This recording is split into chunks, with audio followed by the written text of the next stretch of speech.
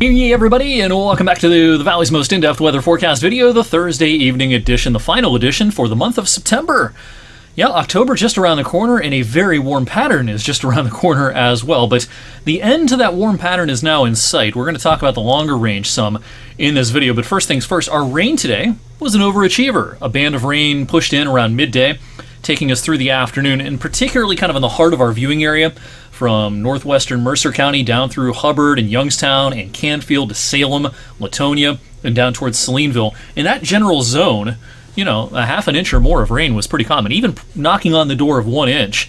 And this was not well modeled. If you watched Weather Geeks last evening, we talked about amounts today would probably be around 1/4 of an inch. So this overachieved by quite a bit. Now at the Youngstown Warren Airport, as of the climate report at about 5:30 this evening, a 0.42 was the number there.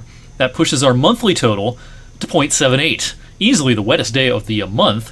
But of course we're going to finish the month way behind average. It looks like now we'll be in third place on the list of driest Septembers on record in Youngstown. We managed to find our way out of second place today with the rainfall totals exceeding expectations a little bit. All right, so the other numbers today, the temperatures were held in check thanks to the clouds and the rain. We expected upper 60s today, but best we could do at the airport was 64. Our average high is 70 on today's date. The record's 88 on the high side, and an early season freeze on this date back in 1991. How about 29 at the end of September?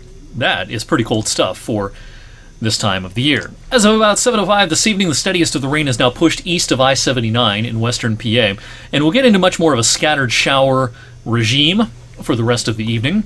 Heading into the overnight hours as well, a shower, a sprinkle can come and go, but we're not going to have hours of fairly steady rain like we had earlier on this afternoon in most of our area.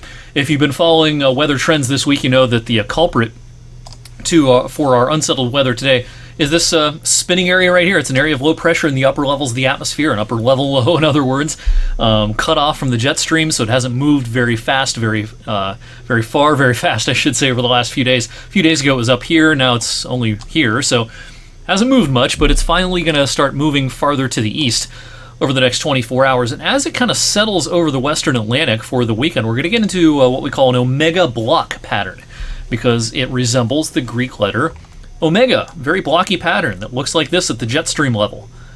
Sometimes if you're underneath one of the kind of appendages or sides of that omega formation, it's going to be pretty lousy outside, but we're going to be underneath the ridge part of this.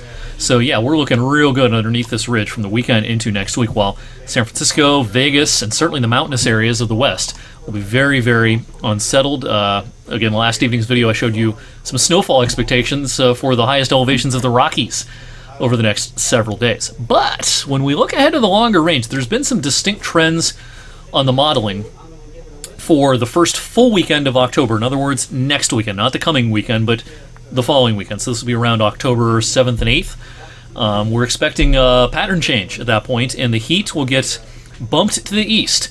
Big, deep trough. Looks like it's going to dig into the middle of Canada and the middle of the U.S., and that will usher in the first major autumnal cold front of the season, it looks like. Now, the timing on this, of course, is yet to be determined with any sort of precision, but we're looking at probably 9 to 10 days from now, sometime next weekend.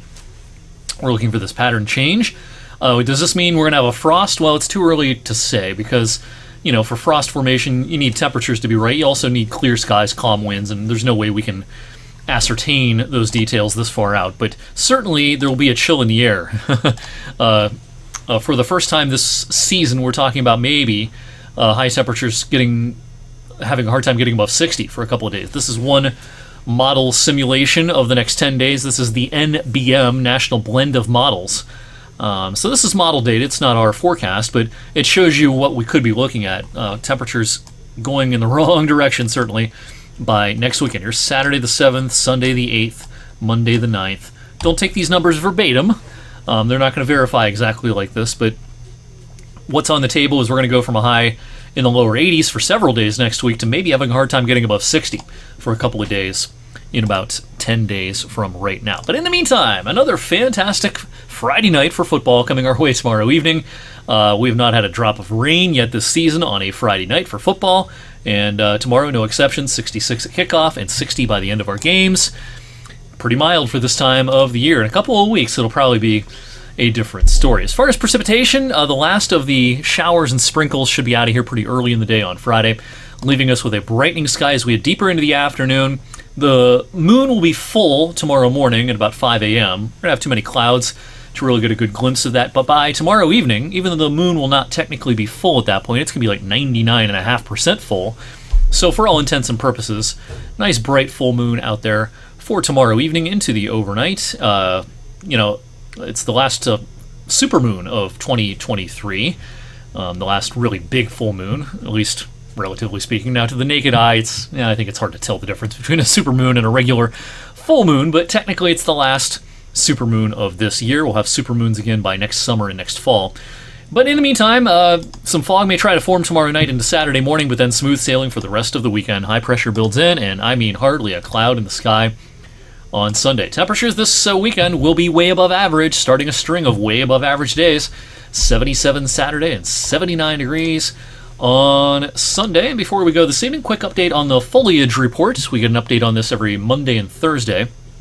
And I think it's pretty accurate for our area, certainly, with low color seen in much of our area. Now, you find some pockets of trees, especially trees of a certain type. Yeah, things are looking pretty good, but as a general rule, we're still kind of in that low category. Still a lot of green out there right now. We're approaching peak colors now in northern Michigan and into northern Wisconsin as well, and off this map into the arrowhead of Minnesota, some of the areas that reach peak color sooner than others. Now, we're behind schedule in New England, and it's not going to be a great year, it looks like, for New England. They've had too much rain over the last couple months. That's going to keep the colors a little bit muted by New England standards anyway. But for us, I would expect a pretty good foliage season this year, peaking probably sometime between October 15th and October 28th, something like that. In the meantime, thank you for watching Weather for Weather Geeks on this Thursday evening. I will see you right back here on Monday. Have a great Friday and a great weekend, everyone, and thank you as always for watching.